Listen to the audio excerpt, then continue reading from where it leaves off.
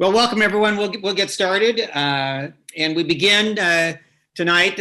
Governor Roberts was a fantastic advocate and supporter of Oregon's indigenous people, our Native Americans, and so we begin tonight with a land acknowledgement. And that Portland and Washington County, Clackamas County, where many of us are tonight, is located on the traditional homelands of the Multnomah, Cathlamet, Clackamas, Tumwater, Watlala bands of the Chinook, the Tualatin Kalapuya, and many other indigenous nations of the Columbia River. We acknowledge the ancestors of this place and understand that we are here because of the sacrifices forced upon them. By recognizing these communities, we honor their legacy, their lives, and their descendants. And again, we're grateful to Cambia for their support of tonight's event and our exhibit, Nevertheless They Persisted, the 19th Amendment and Women's Voting Rights. And what a year 2020 was in so many ways, as you know. We knew we'd be commemorating the centennial of votes for women, but we didn't know we'd be celebrating the election of the first woman to serve as Vice President of the United States in 2020. Special thanks to all our exhibit sponsors whose names you've seen on the screen, including the photo there of Governor Roberts standing in the exhibit by her blue inaugural dress that she wore when she was sworn in as Oregon's first woman governor. We're going to keep the exhibit open until almost the end of the year, 2021, in hopes that the reopening of society this summer and fall will allow as many people as possible to see him. And we're grateful again to Cambia for sponsoring that exhibit. And speaking of Cambia, we're joined tonight by Peggy McGuire. Peggy is president of the Cambia Health Foundation and senior vice president of corporate social responsibility and palliative care solutions. I want to give Peggy a moment to say howdy. So Peggy, welcome. Oh, you're on mute there, Peggy.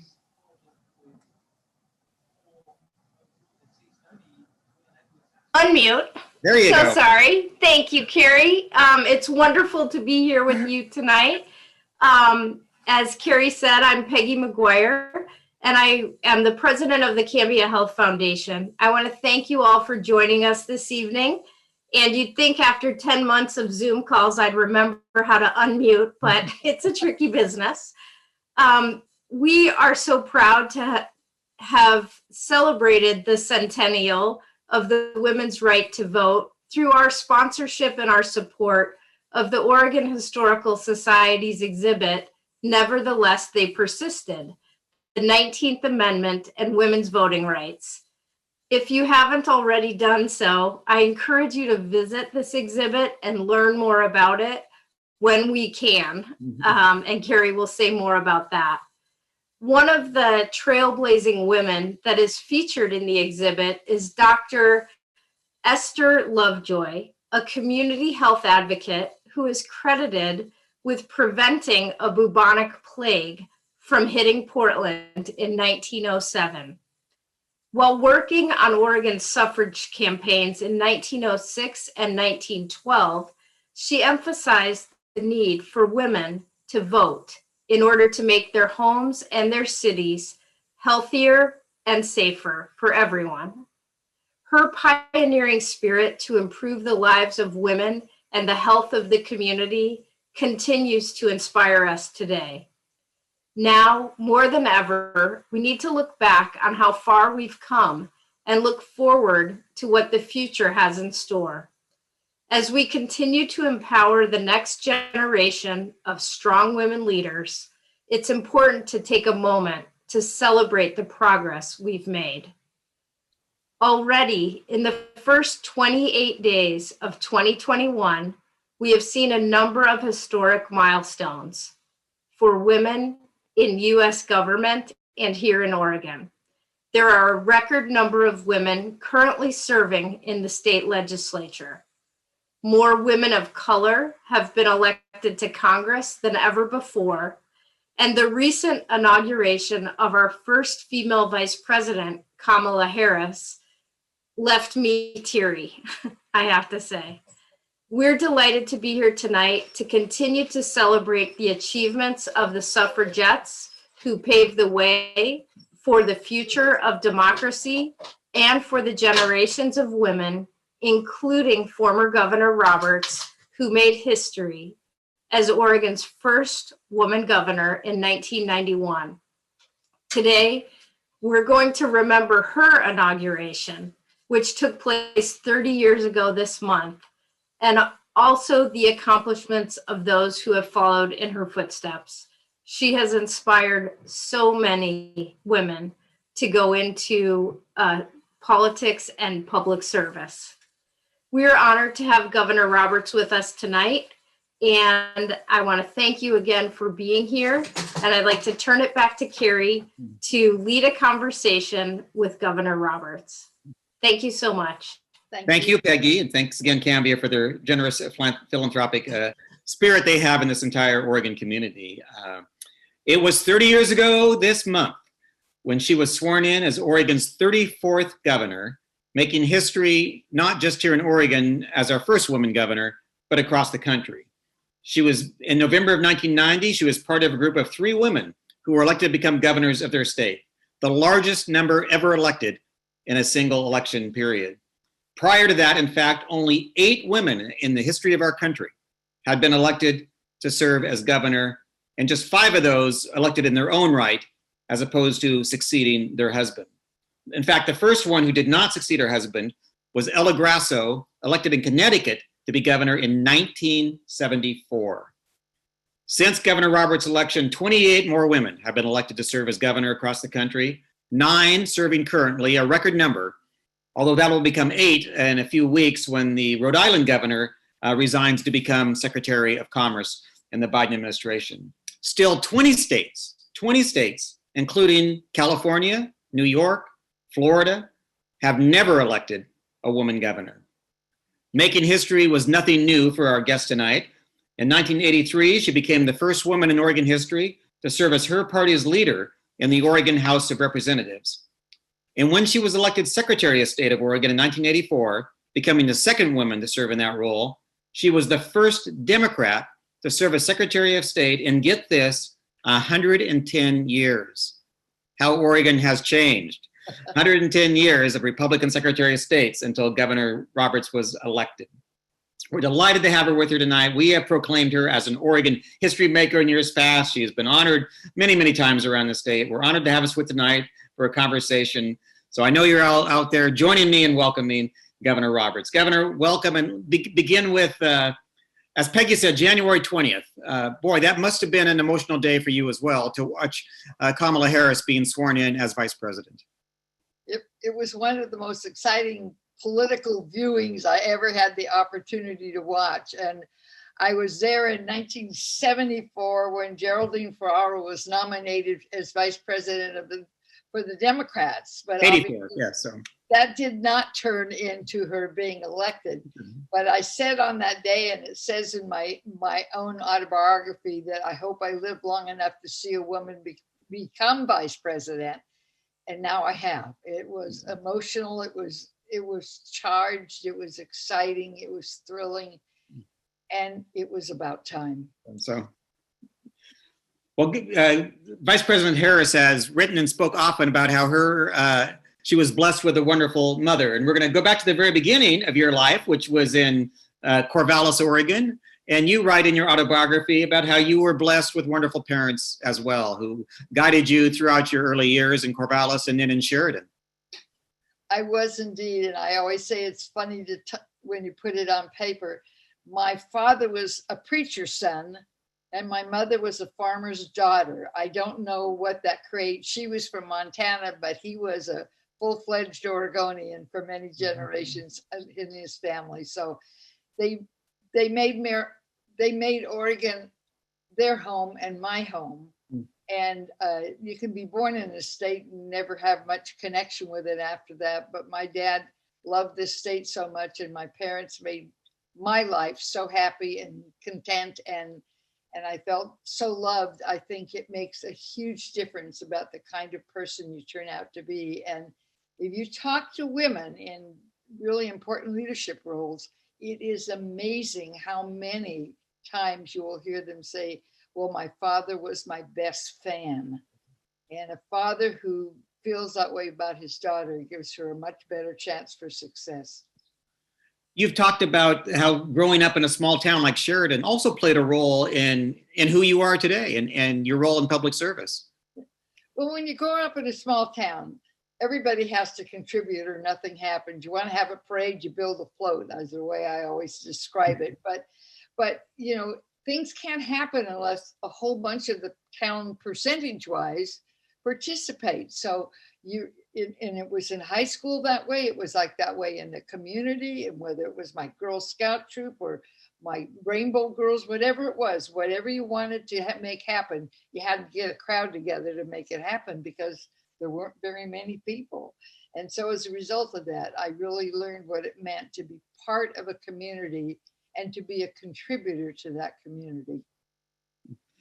And you write in your book, which holding up there, up the Capitol steps, you write, I was student body officer, class salutatorian, speech competition winner, cheerleader, editor of the school newspaper, all this and much more.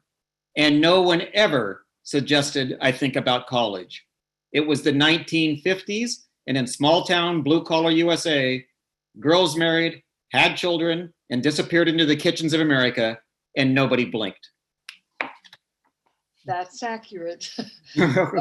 I mean, I had the potential for someone who should have been considered for college. Today, there wouldn't even be a hesitation about that. But my faculty members in high school didn't ever mention it to me. Nobody ever said, maybe you should think about this. And my parents, neither one were college educated, and it didn't, I don't think, occur to them. And so the result was I didn't have that opportunity till years later as an adult with a family. And I was going to Portland State 1 class a term and then 2 classes a term, and Marylhurst and other places. So every time I had a chance, I found myself re-registered. But it's a long haul to try to get a degree that way. And you, in fact, you did get married young, and were going that path as a young housewife and a mom, and not in Oregon, but in Texas of all places. Tell us about that. Well, my fiance was in the Air Force, and he was stationed in Texas, and he was, I mean, in, well, anyway, whatever state it was, I can't think of it right now, Mississippi. And he was supposed to be sent to Germany when he, or to Europe at least, when he finished his training. So we got married over the Christmas holiday while I was a senior in high school. We got married. I went back to school for the next 6 months, and he finished his training with the expectation that he was going to take his bride to Europe, and we were going to be 2 small town kids seeing Europe. We really thought that was going to be grand, except he got sent to Texas for 3 years. Not so grand. So you moved to Texas, and then you 2 sons would join your family there, eventually returning to Oregon. And then it was your son, Mike, your oldest son, yes, who would lead you to become involved in, eventually in politics, but in advocacy first. How did that all happen? Well, when Mike was 6 years old, the school sent a note home from the 1st grade saying he couldn't come back to school anymore. And they recommended we go up to OHSU and have some testing done on him because they wouldn't teach him anymore because he was disabled or defective in some kind of a way that made him inappropriate for the schoolroom. So I did that, and OHSU and their experts told me that he was severely emotionally disturbed. That was the phrase they used. They didn't use the term autism yet. And they recommended that he be permanently institutionalized. He was just turning 7 by the time we finished the testing. And I had a 7-year-old son who could not go to school, could not get special education because it wasn't there. And my choice was to send him to an institution for the rest of his life. That was not going to happen. I was not going to do that. I didn't believe that that was the answer for him. So the long-term thing about it was, my phone just rang. I got to get Dawn. I'm handing Dawn my phone, just a minute. So the long and short of it was that I set out to decide that my son had a right to a public education like every other child in Oregon, and I was going to make it happen. So I was supporting 2 kids. I was divorced. I was working full time, and I took every Friday off work and went to the Oregon Legislature and began to fight for my son's right to a public education. And out of that came my experience in the legislature, my first legislative success. My son had a chance to go to school. Education would happen in Oregon because we had the first law like this in the United States of America. So my son got an education, and so did I. And the law that did change the education situation for countless disabled children here in Oregon, and then inspired others across the country, was from you, Barbara, then a different last name, private citizen, just going down and lobbying the legislature. It was indeed. I found out you could make a difference in people's lives in that legislative process. I never forgot that part. Mm-hmm. And I found out that you had to speak up if you needed help, and if things were not right and they needed change, you had to stand up and speak out and make sure they happened. So that was the rest of my life, was about that learning experience. And my son still says my mother would have never been governor without me. We've got I'm looking at some messages here too, Governor, and your other son, Mark, is watching tonight, and he says hello, as does a kid named Robert Sanders says, "Love you, Grandma," watching with our family. So that's wonderful. And it was, you mentioned you were a single mom, and it was the fact that you were divorced and single that led you also to understand the importance of the women's rights movement, and because you were discriminated against as a single divorced woman with the phone company.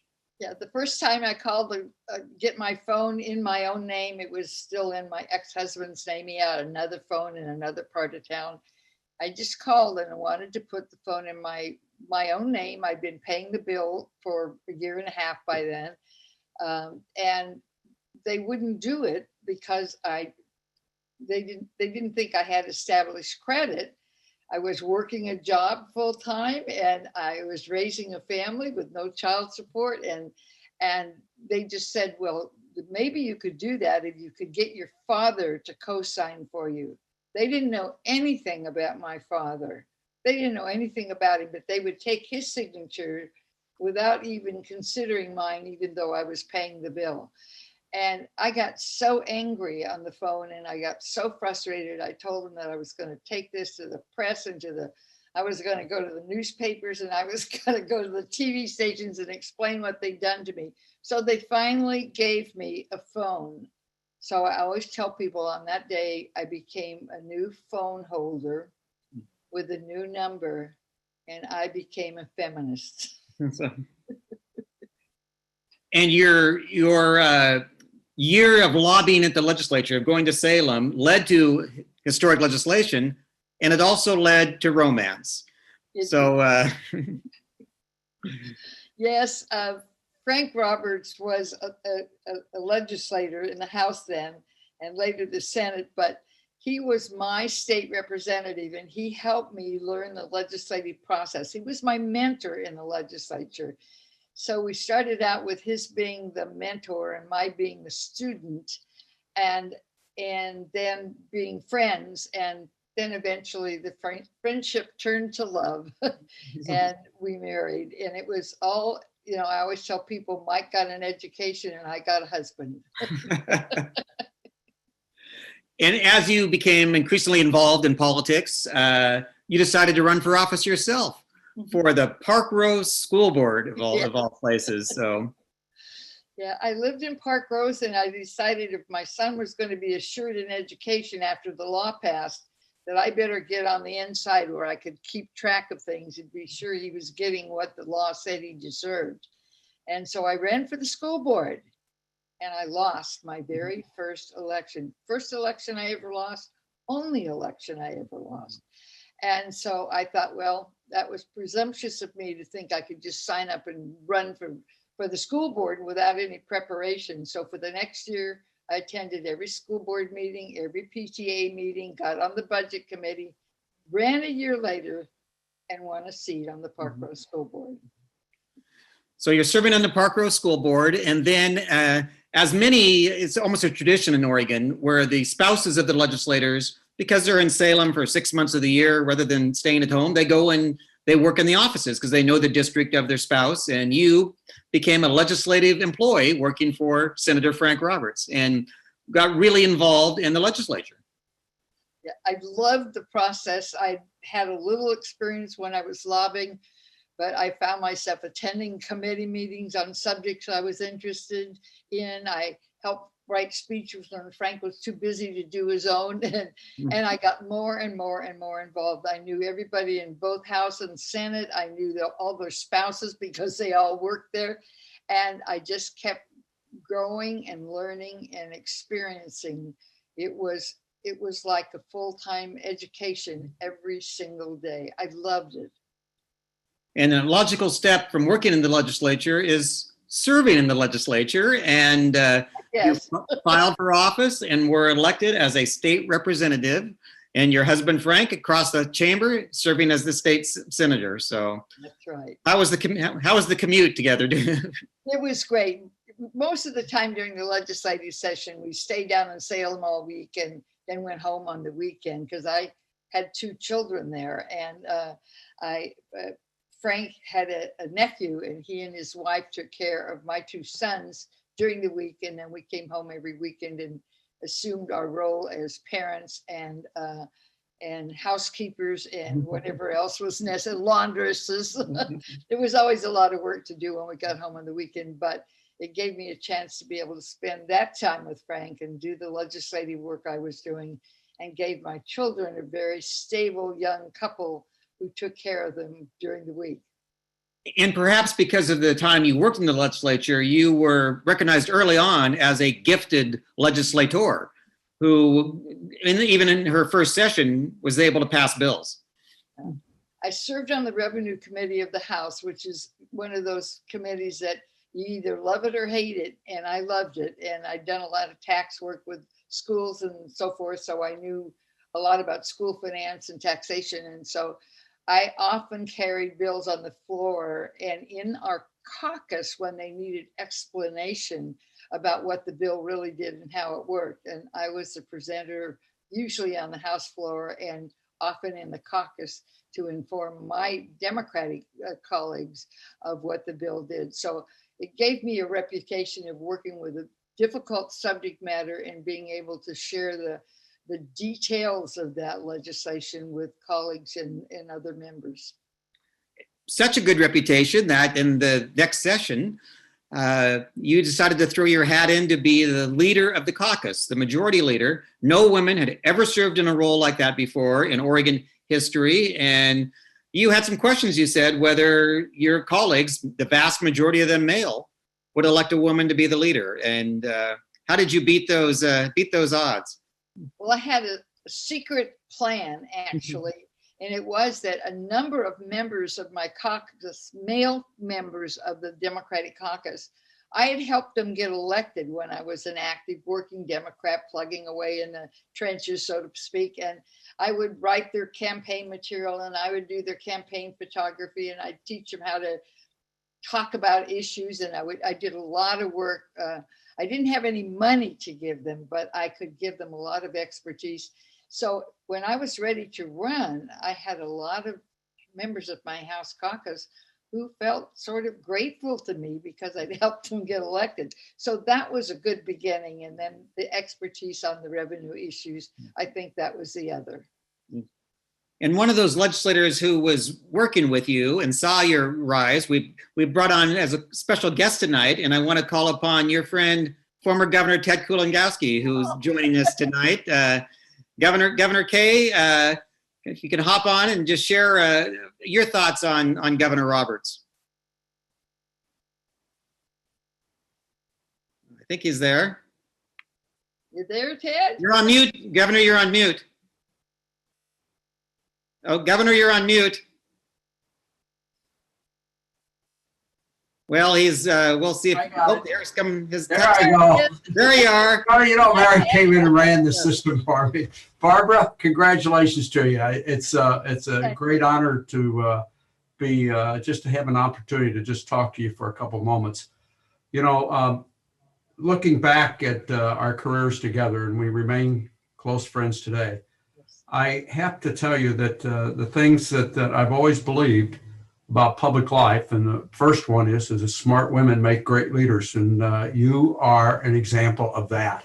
So I have learned a great deal from you, but I would just like to tell you that of the things that I remember most, if I have to give 3 words at a beginning and an ending, the 3 words are the ideas of respect, the issue of principle, and the last is courageous. And I have actually learned so much from you because of your ability to actually see all of us together, not as different groups, but all of us as people, much broader than Oregonians. And you've always been a champion for this idea of unity. The second is this idea of principle. I know that, and we both know that in the position we've held, that you've had to make some very, very tough decisions. And I always felt that even if I disagreed, I always knew that you had a strong belief in what you were doing and saying, and you knew probably more about it than I did. So I said, I'm going to support it no matter what, because she's just a very principled person. And the last is courageous. And Barbara, you can grin at this. When Governor Goldschmidt decided not to seek a 3rd term, the Democrats had about 2 or 3 weeks to come up with a candidate to run. And it was you. And you made the filing in, I think, about March the 10th or 12th or something like that. And no one else got in the race, as I understand, in the primary, if I remember correctly. But, you know, if there had been a poll taken the next day after the filing day and the candidates were listed, I think that your odds of being the next governor would have been somewhere around 8 to 10%, because your opponent, who was a close friend of mine, because we were both from Eugene, actually, David had been planning this for years, David Frohnmeyer, the former Attorney General and former president of the University of Oregon. And he was a very formidable opponent. Yes. And I want you to know that any doubts that I had at all about you winning that race, I think it was the first debate, and it was over at Sun River, and it was over with the District Attorneys Association. Do you recall that? Yes, I do. In Sun River, and the question came, and at that time there was an initiative on the ballot to actually close the Trojan nuclear plant. And David answered first, and as David could, because he was a very articulate individual, had a great response. And at the end, you were waiting for the question, what are you going to do? Because the question was, are you going to support or oppose it? They asked the candidates. And David took his time explaining nuclear power to us, and you took the mic, and it must have been a 10 or 15 minute second answer, and you looked right at everybody and you said, I am going to vote for closing the Trojan nuclear plant. And that's all you said. And I said, what an answer. And I said, she's going to win this. It's your personality, and it's your style, and it's your directness. And so I just want to say that Oregon has been well served in everything you've done, from your school board days at Park Rose to Mount Hood Community College. Whatever you've done, you've brought dignity and honor to this state. And I'm going to close with one of the things when I knew I was going to come on tonight to say a couple words. I got into my memorabilia file, as we both have, you know, all these documents that we've collected over our careers. And I found a memo that you had written when you left office in January 1995. And it was a memo that was a public statement. And what you did then, what is that, 25 years ago, you said it was urging us to embrace inclusivity inclusiveness and unity. You were telling us all, as Oregonians, see each other as part of the same family and don't work to divide ourselves. Find a way to bring us together. You were ahead of your time again, because that is what the message is today. And the president is actually trying to do what you suggested that we all do many years ago. So Barbara, thank you so much, and for everything you've done for Oregon. I love you, and tell Don hi. Thank you, Governor. Thank you Thank you. very much. Thank you. And that's a good transition, Governor, to after your term as majority leader, you ran for, as we said, and was elected Oregon's first Democrat Secretary of State in 110 years. And at your inauguration, you did something that made news and across Oregon in every newspaper and in some across the country. And that's the fact that you invited the Portland Gay Men's Chorus to sing in the rotunda at your inauguration. The first time that chorus had ever been invited to perform in the Capitol, or any chorus like it. And it highlighted your longtime, lifetime support of the LGBTQ community. Talk about the decision you made, because some thought it would end your career. Well, I wanted really fine music because I think it uplifts people, and we were doing this in the Capitol Rotunda, and it just seemed like dignity and uplifting were sort of the two messages for the day. At least that's what I wanted them to be. So I picked Portland Gay Men's Chorus because, quite frankly, they were the finest chorus in the state of Oregon at that time. That was one reason. And the second reason was I knew that if I stood up on a tough issue the first day I served in public office, I would never be afraid to do it again. And you're right, some people did suggest that decision to have the chorus sing with me at my swearing in was probably a fatal political decision, and I would never be elected again. And later I told people, when I ran for re-election as Secretary of State, I won every county in Oregon. So maybe standing up and being brave and taking a risk for the right cause, maybe that's always the right answer. And the role you played in standing up has led you to be put in an exhibit at the Oregon Historical Society, in our Oregon Voices exhibit, a quote of yours.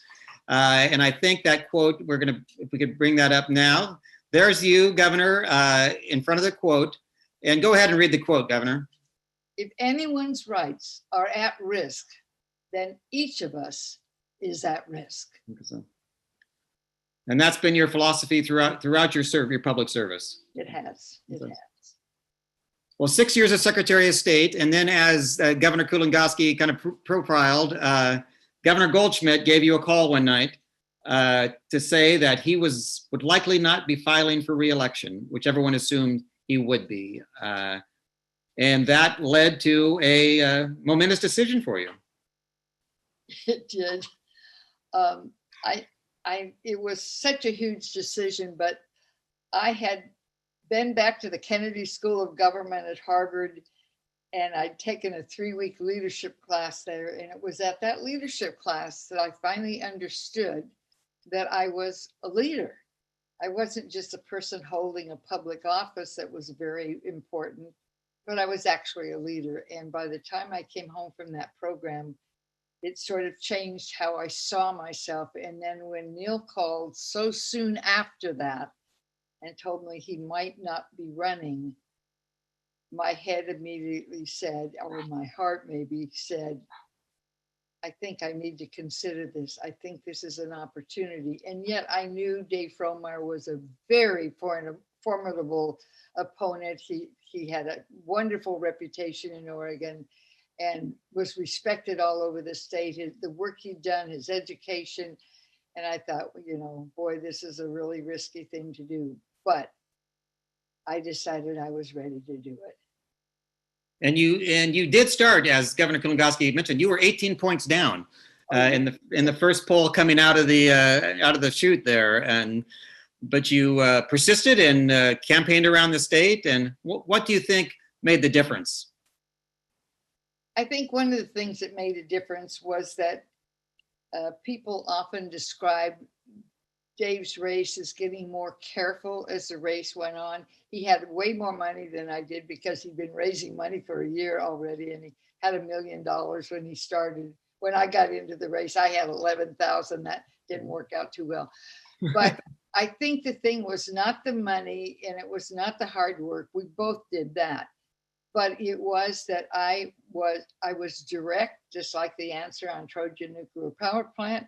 I was direct about where I stood on every issue. People didn't have to question where I stood. And I had people working on my campaign and advisors who understood that I wasn't afraid to take a risk if I thought the cause was right. And I think Dave was unfortunate enough to have several very cautious advisors. And he was a bigger man than that and a better man than that. But it's really easy to get caught in the role of listening to advisors who want you to be really careful. And I didn't do careful. So that's the bottom line. It was bittersweet. Your historic election night victory. Your mom was there with you. Your beloved father had passed just weeks before your election. They both lived to see your phenomenal success, but your dad passed just a few weeks before the election. You took your oath of office with your hand on your father's Bible, and just describe that moment for you when Barbara Roberts from Sheridan, Oregon, teenage bride, became Oregon's first woman governor. So cheerleader. Yeah. Well, it was very emotional for me. The day that I was sworn in was actually the 3-month anniversary of my father's death. And my mother was there and she was very teary, and my sister was there and she was very emotional, and Frank was very emotional. So I had all these people worrying about me and worrying about everything else. And I felt so fortunate. I didn't feel lucky. I felt fortunate. I felt like Oregon had recognized who I was and approved of who I was. Say, this person is a good person, this person we can trust. That meant so much to me as an Oregonian. And then I think the other thing, as a woman, to be doing something that hadn't been done before by any woman in our state, and to be seen as capable and able to do the job, it warmed my heart, and it nearly brought me to tears. I could not look at my mother during the entire ceremony because she would have made me cry. And Frank was serving still in the state Senate at the time. So when you were governor for the first couple of years, he was in the state Senate. So, well, and actually, if you look at the pictures of when I was sworn in the state capitol, you will see that we're not up on the podium. We're down in front of the podium because Frank had the wheelchair and could not get up there. So we just moved the whole swearing in ceremony, which Bud Lent, who had married us, he said, last time I married you for life. This is just for 4 years. But we were right down there where it was accessible so Frank could be part of the ceremony. Election night was a mixed bag for you. A, your victory, but B, voters also narrowly passed Measure 5, which still impacts Oregon today and threw a monkey wrench into Oregon's revenue. You went into office with almost your hands tied behind your back. How did you deal with that? Well, it was the most restrictive tax measure that Oregon had ever passed. It affected schools and local government and community colleges and the state budget. It was damaging, and it's still damaging. In addition to that, there was a welfare measure on the ballot that night that passed that was just awful, and the Democratic House went Republican, so we had a split House, Democrat and Republican, so that added some complication.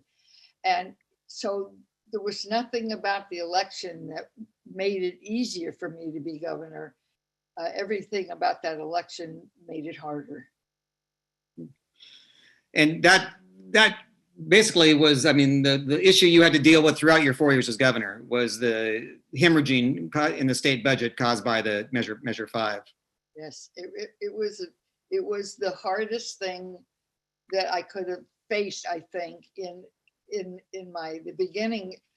Putting your first budget together and everything you're doing is to cut. And I did that because it had to be done. But things I loved, education and mental health and so many things that meant so much to me, I was taking the knife to them and cutting them down to meet the budget. It was very painful.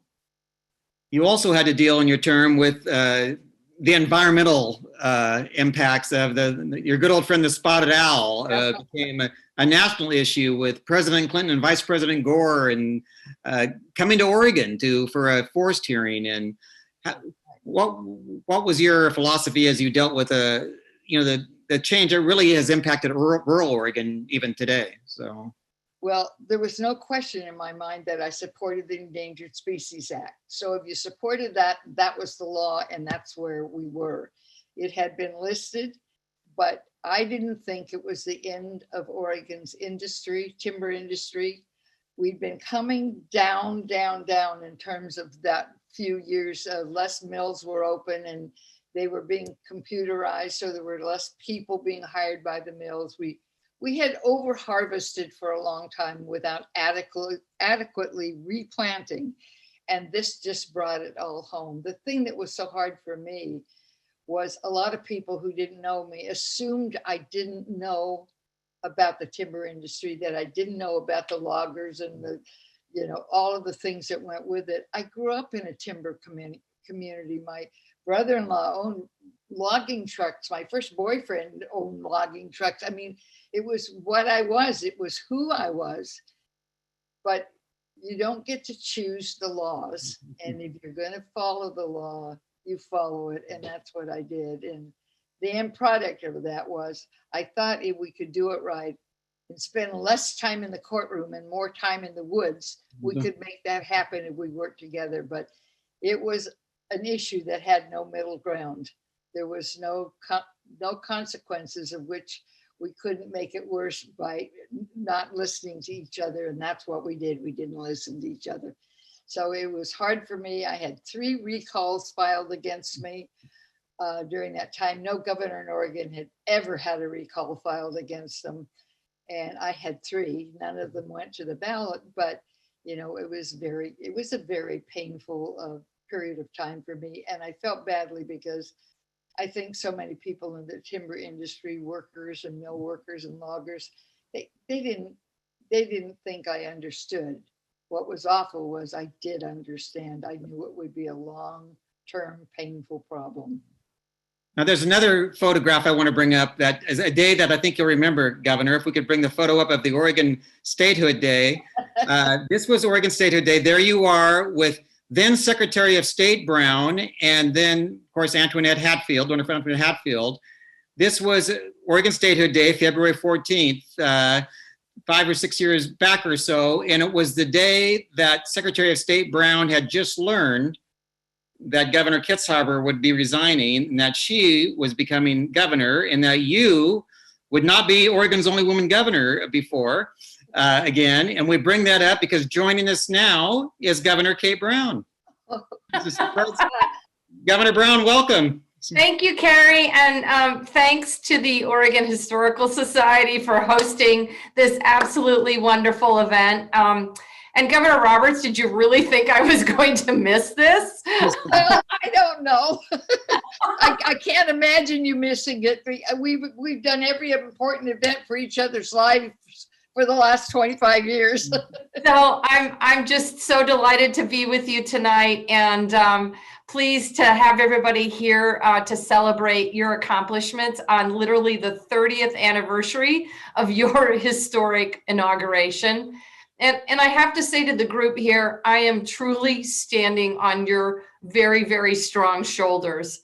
Congresswoman Shirley Chisholm once said, if they give you a seat at the table, bring a folding chair. And damn it, Governor Roberts, as the first woman governor, you totally have provided chairs for many of us. You expanded the conversation. You gave many of us a seat at the leadership table.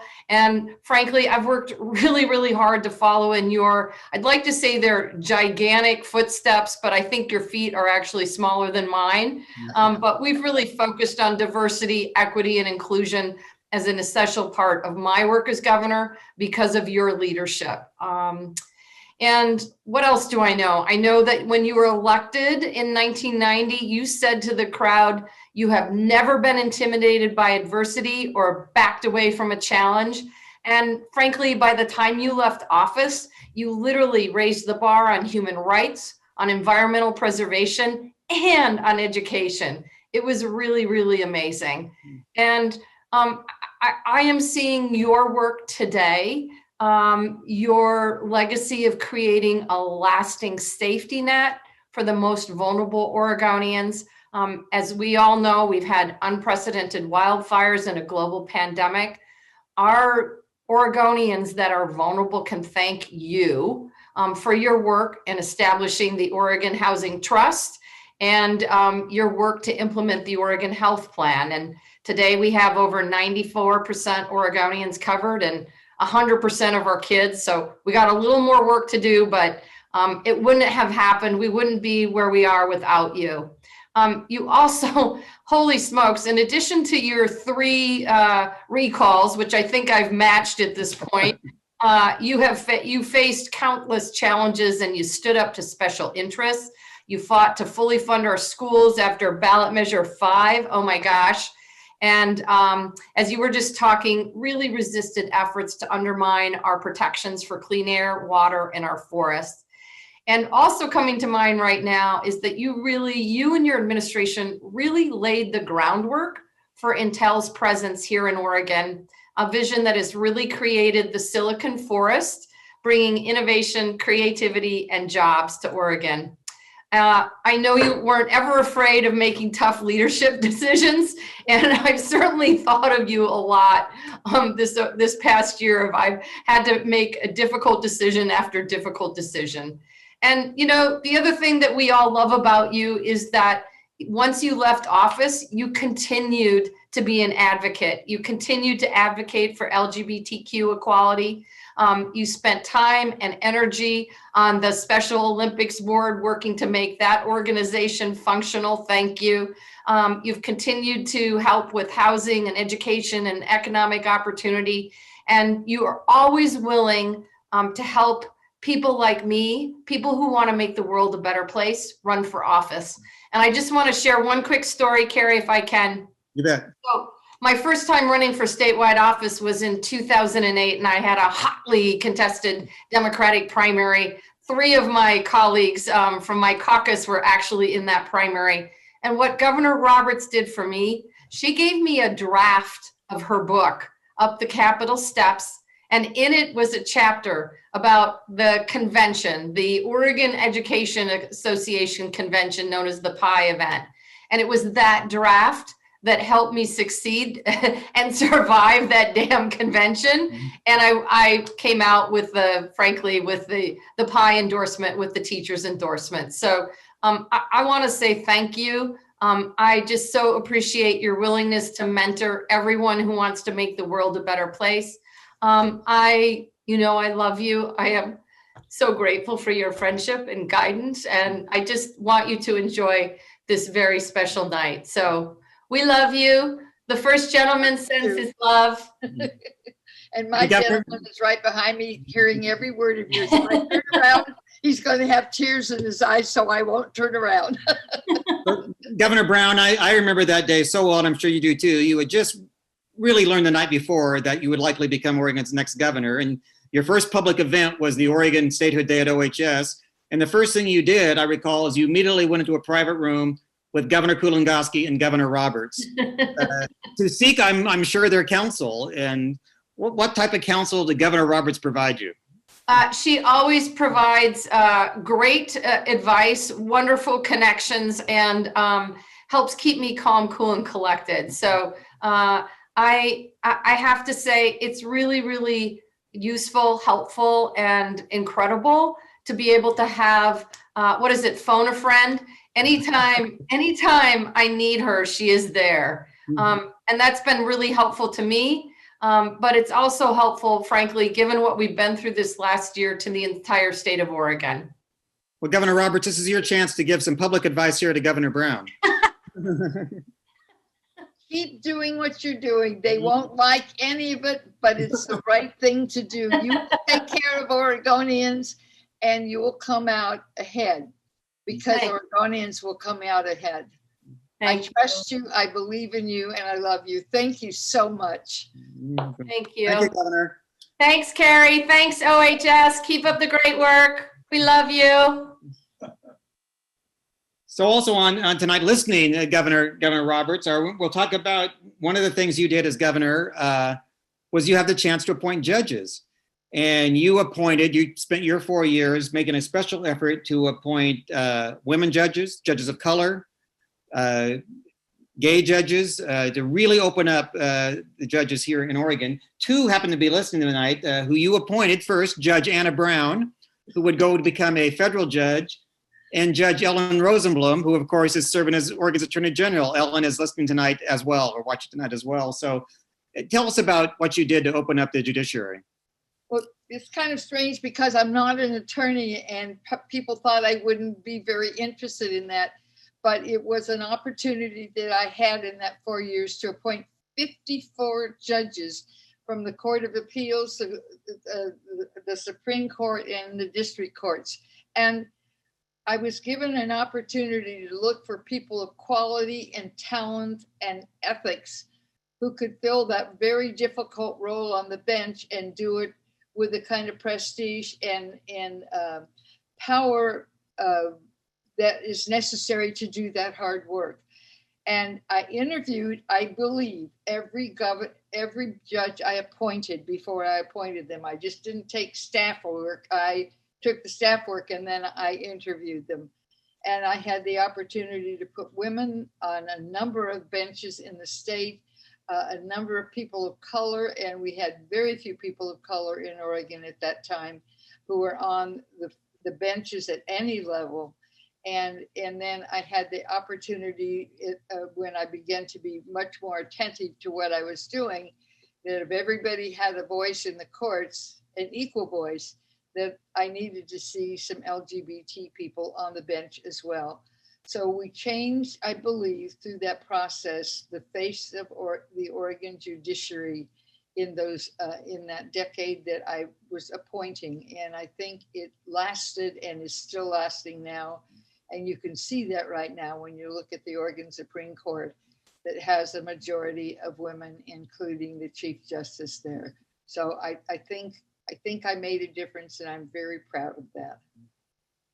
Dealing with all the pressures you had to deal with in the governor's office, as any governor across the country has to deal with, you also had to deal with the pressure of your husband's terminal cancer diagnosis and eventually passing away while you were in the very public role of being governor. Take us through how the emotional ups and downs that must have involved, and how did you keep your eye on the job while also dealing with that? Well, the thing that probably made it easier, and there was nothing easy about it, was that when Frank was diagnosed with terminal cancer, he didn't want to tell anybody. I knew it, of course. I was sitting in the doctor's office when it happened, but he didn't want it to become public. He didn't want people to treat him like he was dying. And he was still in the Senate, and he didn't want to lose sort of his prestige and ability to use his skills in the Senate. So I had to do this for months without being able to tell anybody.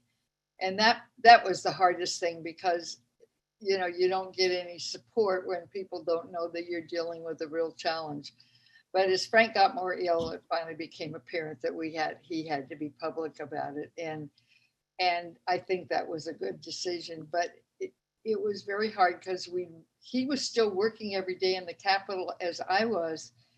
And then we go home at night and he'd be exhausted and tired and worn out and in pain. And And every night when you should be relaxing at the end of the day and you know, maybe having a glass of wine and discussing the day's work, we were trying to figure out what to do about his pain that night or what he needed to get more comfortable so he could sleep. So it was a very, very hard thing. Plus, I adored him. I just adored him. He was my supporter, my best fan, the man I loved, and he was dying. And there was no alternative. There was no treatment that could be done. And he refused to take any more treatment. He was in hospice care, and that was a brilliant decision on both of our parts to put him in hospice care early so we had support and knowledge. But it was about as hard a period of time as I've ever experienced in my life. And he'd had cancer before, and he'd had open heart surgery, and he had other things, but this was different. There was no other, always before he was coming home to get well. Now he was dying, and that was very different. And later on, I wrote 2 books on death and grieving, and part of it was because of the experience I'd gone through with Frank and understanding what that meant, and to see if I could write that would help other people go through such an ordeal. So he died while I was governor, and 3 weeks before he died, my ex-husband, my children's father, died. So I had both of them in that short time, and then my father. So it was a very hard time, and Frank's death was this was my best cheerleader, and he was gone, and it was very, very hard. And it was his death that really led you to your decision not to seek a second term in office. You needed time to grieve. Yeah. Well, I needed time to grieve, and I thought I needed it more than I needed the second term as governor. And my sister had cancer at the time, and she was ill, and my mother was aging and quite ill. And I thought, what am I doing here? My family stood by me through all these years, every up and down in my life, political and otherwise. And now it's my turn to stand with my family. And my family needed me, and I needed to grieve. And I put those 2 things together and decided I could not add one more thing, which was a race for governor.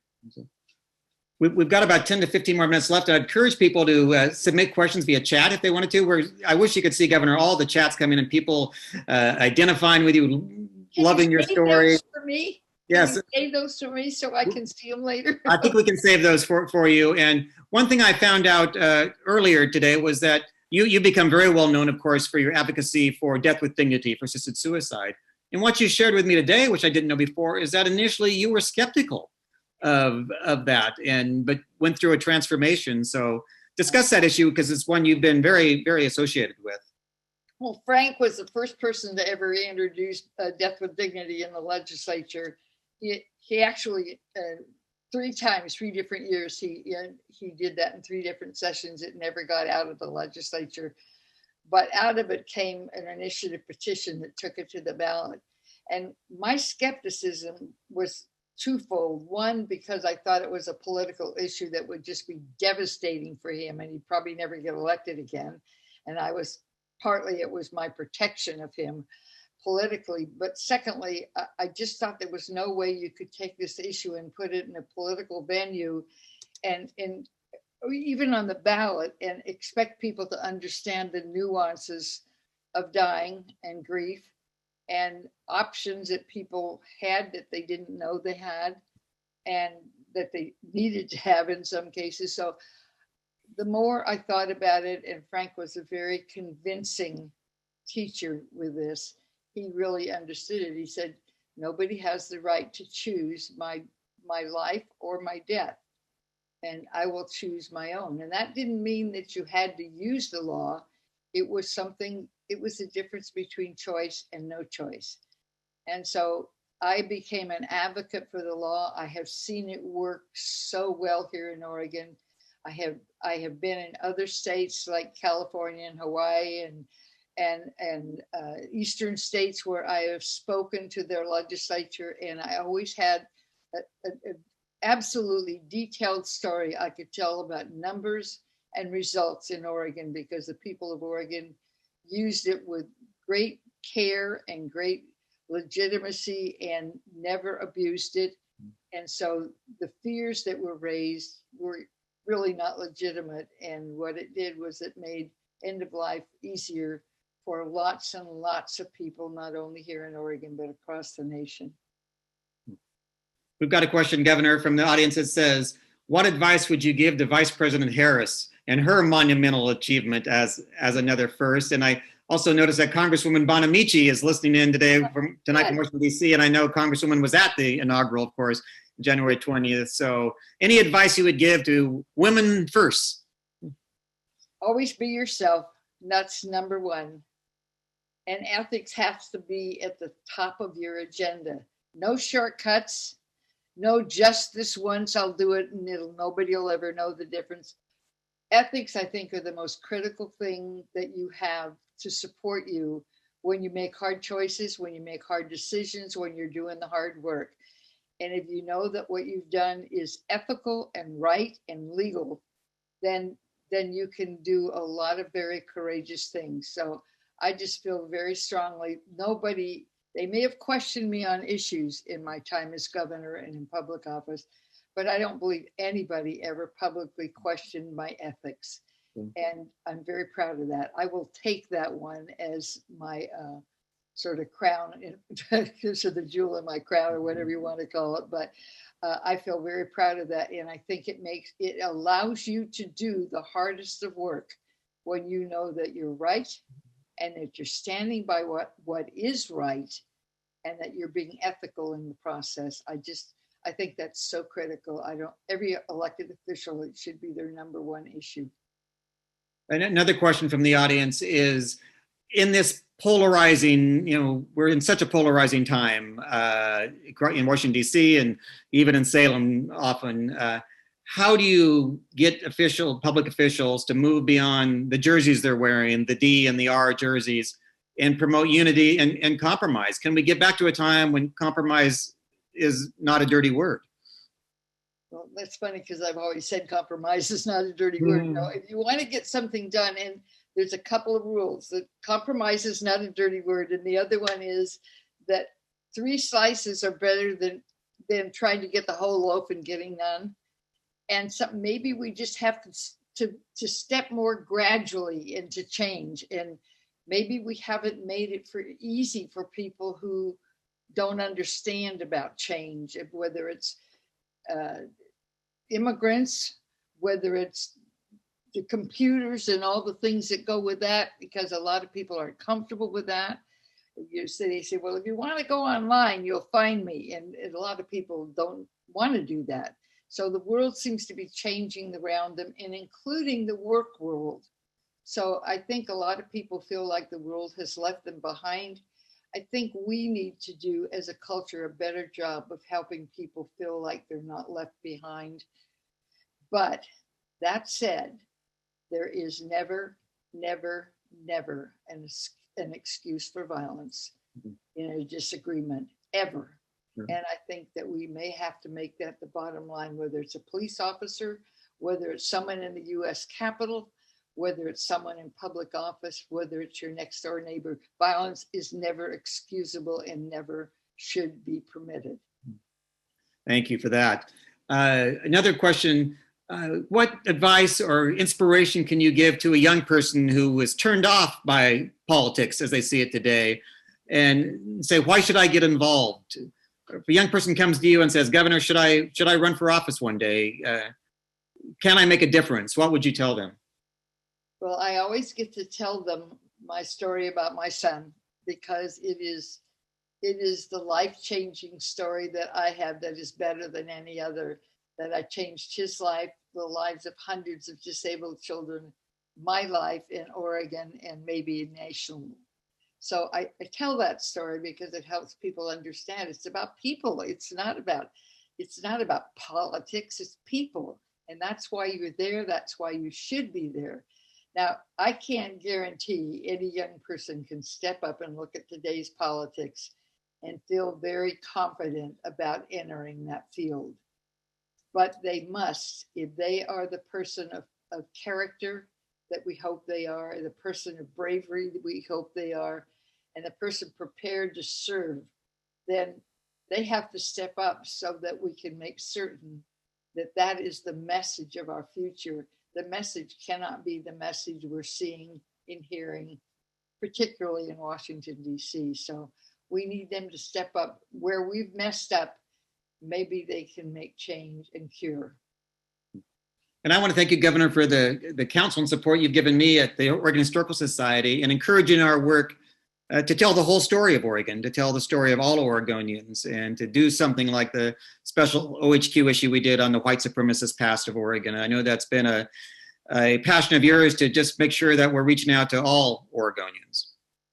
Well, and I love hearing you talk about the tribal people of our state and our history. Every time you do something anymore, you bring them into that, because that history is their history, but it's also our history. I have a daughter-in-law who is half Native American, and I just hope if she watched this tonight that she felt like I did listening to you give that history again, because I think it is so critical to the way we think about each other. And every time you do that, you change a mind, you bring a person to another place they haven't been before. So we are each obligated to do that, to show that women can do things, that people of color can do things, that gay and lesbian people can do things. We can all do it, and we can all do it better than we do it now. So we got to step up and make this happen.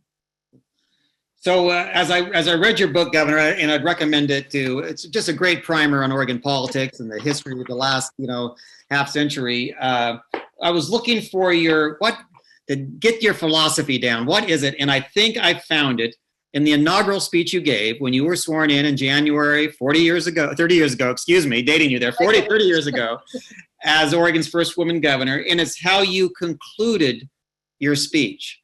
And so I would like you to read that conclusion. And if you can do so without making people cry, that's my goal. So we get to do it without making me cry. Right, so.